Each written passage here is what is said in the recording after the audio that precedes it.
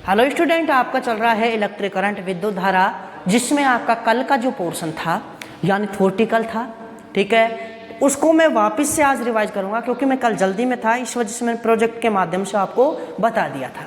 ठीक है, आज अपन सुटेबल। और दूसरी बात ये रहेगी कि जो आपके नोट्स होंगे वो आपके ऐप पर नोट्स जो आपका एक फोल्डर है उसमें आपको PDF रूप में प्रोवाइड करा दिए जाएंगे। तो सुने आप ध्यान से कि जो भी आपको मैं थ्योरेटिकल पोर्शन रहेगा वो आप वहाँ से नोट करें, जो भी आपको डिस्क्रिप्शन का पोर्शन रहेगा, डेरिवेशन रहेंगे, न्यूमेरिकल्स रहेंगे, उसको मैं सॉल्व करूँगा। कहते हैं नोट्स आप कहाँ से बनाएं कि ऐप पर आपको जो नोट्स पे यानी जो आपका फोल्डर है उसमें आपको मिल जाएंगे। आज ये अपलोड करा दूंगा मैं, ठीक है। तो आप जो भी हिंदी का वाला जो लिखने वाला पोर्शन है, ठीक है, डेरिवेशन को अच्छी तरह यहाँ समझी, ठीक है। इसके बाद जो भी आप लिखें वो क्या करें, वहाँ से आप लिख सकते हैं और अपने नोट्स तैयार कर सकते हैं। तो देखिए कल का मैंने क्या क्या बताया था आपको कि जो भी आपके धात्विक चालक होते हैं उनमें मुक्त इलेक्ट्रॉन पाए जाते हैं। रूम टेम्परेचर पर वो क्या करते हैं, ऊष्मा एब्जॉर्ब करते हैं यानी अवशोषण करते हैं और अपने ऑर्बिटल कक्षा को छोड़ देते हैं। ठीक है, जब वो इस तरह से मोशन करते हैं, इस प्रकार से गति करते हैं जैसे गैस जो सिलेंडर है उसमें आपके गैस के अणु करते हैं, यानी कहने का मतलब अनियमित गति करते हैं, रैंडम मोशन करते हैं या जिग जैग मोशन करते हैं। ठीक है, जब उन पर बाह्य विद्युत क्षेत्र, तो देखिए पहले तो ये समझें कि जब वो रैंडम मोशन करते हैं, यादृच्छिक गति करते हैं, तो उनका औसत उसमें वेग कितना होता है, 0 होता है। औसत उसमें वेग क्या होता है, 0 होता है। क्लियर है ये, क्योंकि सभी डायरेक्शन में अलग अलग होगा, सबका औसत कितना हो जाएगा, 0। नेक्स्ट, जब बाह्य विद्युत क्षेत्र आरोपित किया जाता है या वोल्टेज लगाया जाता है तो बाह्य विद्युत क्षेत्र क्या होता है, प्रोड्यूस होता है। क्या होगा, बाह्य विद्युत क्षेत्र आपको क्या होगा, प्रोड्यूस होगा। तो क्या होगा, क्या कि उस पर एक इलेक्ट्रिक फोर्स लगेगा जिसके कारण इलेक्ट्रॉन एक पर्टिकुलर डायरेक्शन में, निश्चित दिशा में पॉजिटिव टर्मिनल की ओर क्या करेंगे, गति करेंगे। और जो वो गति जिस वेग से करते हैं वो वेग क्या होगा आपका, अनुगमन वेग या अपवहन वेग या यानी क्या बोले उसको, यानी जो इंग्लिश में बोले तो ड्रिफ्ट वेलोसिटी, VD, जिसे VD से डिनोट करते हैं। ठीक है, तो समझे। उस पोर्शन को मैं दोबारा बताऊंगा आपको, तो वो पोर्शन आप समझे क्या है आपका। देखिए ये आपका कोई भी धात्विक चालक है, क्या है ये, धात्विक चालक। नोट्स आप PDF रूप में प्रोवाइड होंगे, वहां से आप तैयार करें। ये आपका क्या है, धात्विक चालक है। इसमें क्या होंगे, आपके इलेक्ट्रॉन होंगे। क्या होंगे, इलेक्ट्रॉन होंगे। क्लियर है। इसका एरिया A है, इसकी लेंथ L है। हो गया। इसको जब बाह्य स्रोत से जोड़ा जाएगा या बैटरी से जोड़ा जाए तो ये बैटरी का पॉजिटिव, ये बैटरी का नेगेटिव टर्मिनल। आपको पता है कि विद्युत धारा पॉजिटिव से कहाँ जाती है, नेगेटिव की ओर। तो देखिए जब इस पर बाह्य विद्युत क्षेत्र या बोले कि बैटरी कनेक्ट की गई तो बाह्य विद्युत क्षेत्र की दिशा कहाँ होती है, पॉजिटिव से नेगेटिव की ओर होती है। क्लियर है। इसके बाद अब इलेक्ट्रॉन है वो यहाँ से पॉजिटिव टर्मिनल की ओर क्या करेंगे, मोशन करेंगे। तो ये इनकी गति कहाँ होगी, इधर होगी। ये इलेक्ट्रॉन एक निश्चित दिशा में गति करते हैं और ये जिस वेग से गति करेंगे उस वेग को क्या कहेंगे अपन, अनुगमन वेग या अपवाह वेग कहेंगे। क्लियर है, जिसे VD से डिनोट करेंगे। अब ये इलेक्ट्रॉन है आपका, ध्यान रखना, जैसे ये इलेक्ट्रॉन ये क्यों कर रहा है गति इधर, कि इधर की तरफ इस पर कोई ना कोई बल लग रहा होगा और बल F बराबर क्या होता है आपका, QE। F बराबर QE। तो यहाँ से F Q का मान कितना है, इलेक्ट्रॉन है, ऋणावेश है, -E होगा। आ गया समझ में। ठीक है, तो इस पर जो बल लगेगा वो कितना लगेगा, मान लीजिए ये इलेक्ट्रॉन है, इस पर बल लगेगा वो कितना होगा, F बराबर -E लगेगा। ओके, समझे कि जो फोर्स लगेगा यानी V विभवांतर आरोपित करने पर, V विभवांतर आरोपित करने पर, V विभवांतर आरोपित करने पर इलेक्ट्रॉन पर बाह्य विद्युत क्षेत्र के विरोध, बाह्य विद्युत क्षेत्र के विरोध लगने वाला बल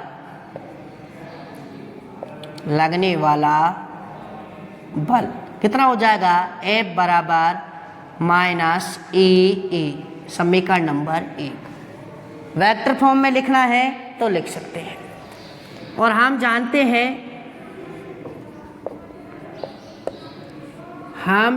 हैं कि F बराबर, जब वो गति कर रहा है, मोशन कर रहा है, तो F बराबर क्या होगा? ma। समीकरण नंबर 2, समीकरण 1 व 2 से, समीकरण 1 व 2 से नेक्स्ट समझिए क्या हो जाएगा? यहाँ से ma इजिकल टू क्या हो जाएगा? Minus e. और यहाँ से a बराबर क्या हो जाएगा? Minus e upon m. E upon क्या हो जाएगा? m हो जाएगा। क्लियर है? आ गया समझ में? समीकरण नंबर कितना हो गया? 3। अब समझे, जब ये इलेक्ट्रॉन इससे टकराता है तो टकराने के दौरान जो समय लगता है उसे विश्रांति काल कहते हैं। क्या कहते हैं? विश्रांति काल। किससे दर्शाते हैं? टाउ से दर्शाते हैं। तो देखिए, गति के प्रथम समीकरण से, गति के प्रथम समीकरण से, गति के प्रथम समीकरण से क्या हो जाएगा आपका? v equal to u plus at, ये होता है। तो देखिए, प्रथम इलेक्ट्रॉन के लिए बात करें, किसके लिए? प्रथम इलेक्ट्रॉन v1 u1, और यहाँ क्या हो जाएगा? टाउ1। क्या हो जाएगा? टाउ1 के लिए। द्वितीय इलेक्ट्रॉन के लिए v2 इजिकल टू क्या हो जाएगा? u2 plus a टाउ2। ऐसे n के लिए क्या हो जाएगा? vn equal to un plus a tau n। होगा या नहीं होगा? और यहाँ से जो अपवहन वेग होता है, क्या होता है आपका? अपवहन वेग या औसत वेग, या औसत वेग बोले भाई, ये इलेक्ट्रॉन भी गति कर रहा है, ये भी कर रहा है, तो सबका मिलाकर जो एवरेज होगा उसको क्या कहेंगे? अपवहन वेग कहेंगे। vd इजिकल टू क्या हो जाएगा? v1 plus v2 plus v3 plus dot dot vn upon क्या हो जाएगा? n हो जाएगा। क्या हो जाएगा? n। तो देखिए यहाँ से vd equal to u1 plus a टाउ1 प्लस u2 प्लस a टाउ2 प्लस डॉट डॉट क्या हो जाएगा? un plus a tau n upon कितना हो जाएगा? n। देखिए, vd इजिकल टू u को एक साथ ले लें, u1 plus u2 plus dot dot क्या हो जाएगा? un हो जाएगा, प्लस a क्या ले लिया? कॉमन। क्या बचेगा? टाउ1 प्लस टाउ2 प्लस डॉट डॉट क्या हो जाएगा? Tau n। अब देखिए, n का भाग पूरे में दोगे, अलग अलग दे लीजिए n, और यहाँ पे क्या हो जाएगा? n। समझे? ये क्या है? औसत ऊष्मीय वेग। औसत ऊष्मीय वेग जब बाह्य विद्युत क्षेत्र आरोपित नहीं था तो ये कितना होता है आपका? 0। और ये देखिए, पहले में विश्रांति काल, दूसरे इलेक्ट्रॉन के लिए विश्रांति काल, ठीक है, उनका एवरेज क्या मान लिया आपने? टाउ मान लिया। तो vd इजिकल टू क्या हो जाएगा? a tau. क्या हो जाएगा? a tau. हो गया नहीं होगा? तो ये समीकरण कितनी हो गई आपकी? 4।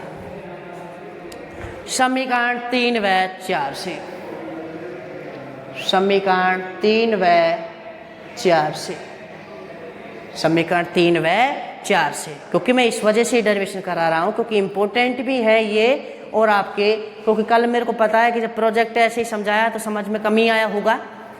समीकरण 3 व 4 से क्या हो जाएगा आपका? बताइए। vd इजिकल टू क्या हो जाएगा? a का मान लिखिए minus e upon m into क्या हो जाएगा? टाउ। vd का परिमाण की बात करें तो vd का परिमाण minus e upon m into क्या हो जाएगा? टाउ। vd इजिकल टू क्या हो जाएगा? ई टाउ अपॉन m, ये हो जाएगा। क्लियर है? यहाँ से समझे। कि ये जो Vd है वो किस पर डिपेंड करता है, एक तो विश्रांति काल, एक बाह्य विद्युत क्षेत्र। क्या है? बाह्य विद्युत क्षेत्र, इस पर आपका क्या करता है, ये डिपेंड करता है। नेक्स्ट समझे, हम जानते हैं V इजिकल टू या E इजिकल टू क्या होता है, V अपॉन L। क्या होता है? V अपॉन D होता है। यहाँ लंबाई कितनी है? L। तो कितना हो जाएगा? VD इजिकल टू क्या हो जाएगा? E की जगह क्या आ जाएगा? V अपॉन M और L। V अपॉन L हो गया और यहाँ कितना हो गया? टाउ। ये हो गया आपका। नेक्स्ट समझिए आपका कि होगा क्या कि एक तो टाउ पर डिपेंड कर रहा है। किस पर डिपेंड कर रहा है आपका? टाउ पर डिपेंड कर रहा है। नेक्स्ट समझिए आप किस पर डिपेंड कर रहा है, ये कि यहाँ से जो भी है आपका कि जब अपन करेंगे, और किस पर डिपेंड करता है ये कि जैसे ये निकाला आपने एक आपका अर्धचालक के लिए होल होता है। क्या होता है? होल होता है।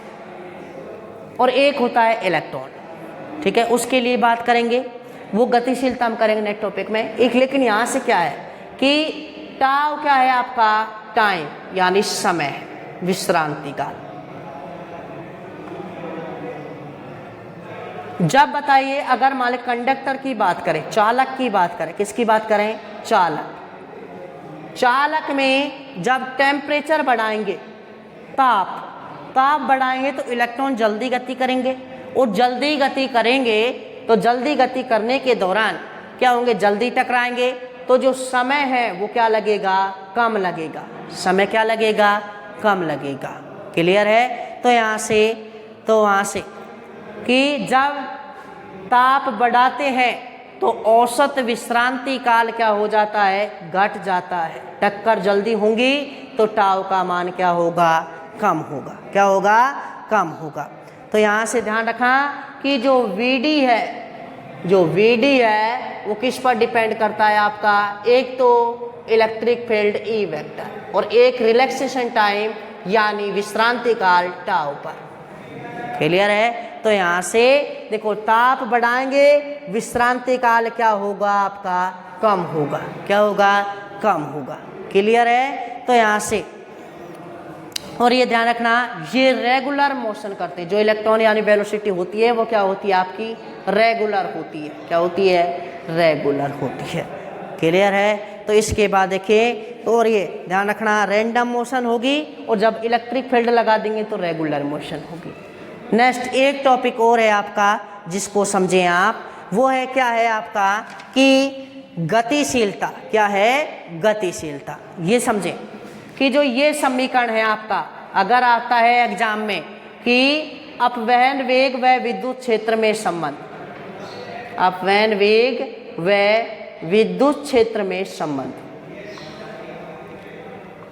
बताइए, तो यही डेरिवेशन करना है।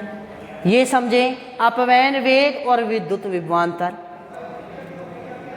अपवहन वेग व विद्युत विभवांतर में संबंध, विभवांतर में संबंध। तो ये डेरिवेशन करना। अपवहन वेग विद्युत विभवांतर आए तब भी यही करना है, विद्युत क्षेत्र आए तब भी यही करना है। एक टॉपिक है आपका गतिशीलता। क्या है? गतिशीलता। समझे इसको। गतिशीलता क्या होती है?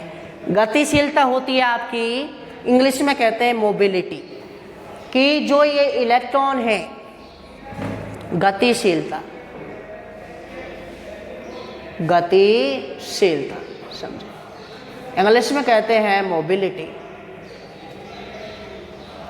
ये क्या होगी आपकी? इसको समझे कि एकांक विद्युत क्षेत्र के प्रभाव में, एकांक विद्युत क्षेत्र के प्रभाव में इलेक्ट्रॉन जिस अपवहन वेग से गति करते हैं उसे क्या कहते हैं अपन? गतिशीलता कहते हैं। अर्थात इसे म्यू से डिनोट करते हैं। किससे? म्यू से। म्यू बराबर Vd का परिमाण अपॉन E। तो देखिए, इसको क्या मान लिया आपने? एकांक। क्या मान लिया? एकांक। तो एकांक विद्युत क्षेत्र के प्रभाव में अपवहन वेग, इलेक्ट्रॉनों के अपवहन वेग का परिमाण को ही क्या कहते हैं? गतिशीलता कहते हैं। क्या कहते हैं? गतिशीलता। क्लियर है? तो ये म्यू बराबर, और वी डी इजिकल टू क्या होता है आपका यहाँ से e m upon m into tau ये होता है। जैसे ही वैल्यू पुट करेंगे म्यू बराबर minus e upon m into tau upon क्या हो जाएगा ई, तो म्यू बराबर क्या हो जाएगा ई टाउ अपॉन एम, यहाँ क्या हो जाएगा नीचे ई से ई क्या होगा कैंसिल, म्यू बराबर ई टाउ अपॉन एम होगा, ए टाउ अपॉन क्या होगा एम होगा। क्लियर है, ए टाउ अपॉन एम ये किसका मान आ गया गतिशीलता का। अगर ई बराबर क्या होता है आपका v अपॉन एल, चलो इसको छोड़िए आप यहाँ से, तो देखिए समझे अगर यहाँ से म्यू बराबर आपका होता क्या है, म्यू बराबर होता है v d upon e, v d बराबर क्या हो जाएगा म्यू ई, क्या हो जाएगा म्यू ई। क्लियर है, और यहाँ से म्यू ई हो जाएगा, यहाँ से समझे अगर वी डी बराबर म्यू ई, इसके बाद अगर मान लीजिए आपको और आगे करना है तो कर सकते हैं आप। कैसे करेंगे इसको कि यहाँ से अगर ई क्या है आपका नियत मान ले, क्या मान ले नियत, कि नियत एकांक विद्युत क्षेत्र है, तो वी डी प्रोपोर्शनल क्या हो जाएगा म्यू, क्या हो जाएगा म्यू हो जाएगा। तो v d one upon v d two equal to mu one upon mu two, ये फॉर्मूला आ जाएगा आपका। ठीक है, ये समझे, ये तो इससे हुआ। इससे समझे जब आगे पढ़ोगे तो अगर मैं म्यू ई लिखता हूं तो ये किसकी गतिशीलता है, इलेक्ट्रॉन की गतिशीलता। ये ऐड कर लेना हिंदी मीडियम वाले कि ये मैंने नोट्स में नहीं होगा शायद, इस टाइम बता रहा हूं। और एक होगा म्यू एच, एच क्या है आपका होल, होल का मतलब क्या है धनावेश, क्या है धनावेश की गतिशीलता। अब समझे कि म्यू इनवर्सली प्रोपोर्शनल एम, तो ई होगा तो एम ई, और म्यू एच होगा तो क्या हो जाएगा one proportional one upon m h. और हम जानते हैं प्रोटॉन का द्रव्यमान इलेक्ट्रॉन के द्रव्यमान से ज़्यादा होता है, क्योंकि इलेक्ट्रॉन का तो क्या होता है 10⁻⁻31 में आता है और प्रोटॉन का 10⁻⁻27 में आता है। तो प्रोटॉन का ज़्यादा है तो म्यू एच का मान क्या होगा कम होगा। तो ध्यान रखें यहाँ से डियर स्टूडेंट्स, यहाँ से क्या होगा आपका mu e greater than mu h होगा, क्या होगा म्यू, क्योंकि because m e less than m h. Hole क्या होता है धनावेश होता है, एक प्रोटॉन की तरह ही होता है, क्या होता है प्रोटॉन की तरह ही होता है। क्लियर है, ये है आपका कि यहाँ से कि जब एक unity external electric field apply किया जाता है उस समय इलेक्ट्रॉनों का जो ड्रिफ्ट वेलोसिटी होगी इज कॉल्ड मोबिलिटी, गतिशीलता होगी।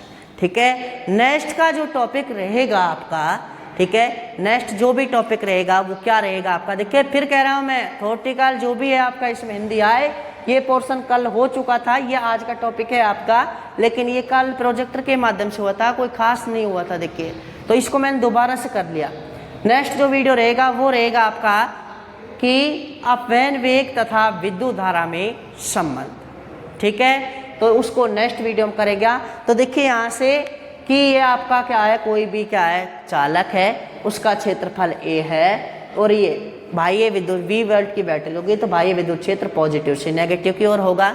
जो बल लगेगा इलेक्ट्रॉन इधर गति करेंगे तो बल F बराबर E लगेगा, F बराबर M F बराबर E हो जाएगा, F बराबर M equal to minus E equal to minus E upon M हो जाएगा। क्लियर है, ये हो जाएगा। गति के प्रथम समीकरण से जोड़ देंगे, औसत वेग को ही क्या कहेंगे अपव्यय वेग कहेंगे, और औसत उसमें वेग जब बाह्य विद्युत क्षेत्र नहीं था इनिशियल, ठीक है प्रारंभिक वेग का औसत बोले तो कितना होगा 0 होगा, और ये क्या मान लिया औसत विश्रांति काल टाउ मान लिया। ठीक है यहाँ से, और ये गतिशीलता है कि एकांक विद्युत क्षेत्र के प्रभाव में इलेक्ट्रॉनों के अपव्यय वेग का परिमाण ही गतिशीलता होता है। ठीक है, अगर मात्रक की बात करें, मात्रा की बात करें तो क्या हो जाएगा, ये वेग है मीटर पर सेकंड हो जाएगा। ये क्या हो जाएगा आपका कि ई है विद्युत क्षेत्र, तो क्या हो जाएगा यहाँ से कि अगर मान लिया आगे का न्यूटन पर कूलाम करो फिर आगे सोल्व कर सकते हैं, विमा भी यहाँ से फाइंड आउट कर सकते हो। ठीक है, तो ये हुआ आपका ये पोर्शन। और इलेक्ट्रॉनों की गतिशीलता क्या होती है, अधिक होती है, होलों की गतिशीलता क्या होती है, कम होती है। ठीक है, ये क्वेश्चन था।